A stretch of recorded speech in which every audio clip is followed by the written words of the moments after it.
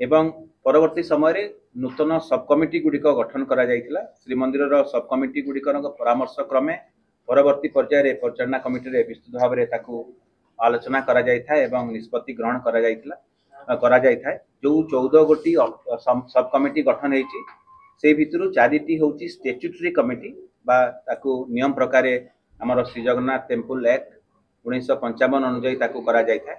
से गुड़िक है अर्थ सब कमिटी, तापरे है नीति सब कमिटी, तापरे है रत्न भंडार सब कमिटी एवं गोटे है अपील सब कमिटी। यही 4टी सब कमिटी रे विभिन्न पद प्रयुक्त अध्यक्ष माने रहिबे एवं तांको सहित विभिन्न सभ्य माने एवं स्वतंत्र निमंत्रित पद प्रयुक्त सभ्य एवं सभ्य माने रहिबे। विभिन्न कमिटी रे हमर सेवक बंधु माने सेथिरे सभ्य रहिचंती, हमर अन्यान्य जो माने अछंती निमंत्रित सभ्य रहिबे।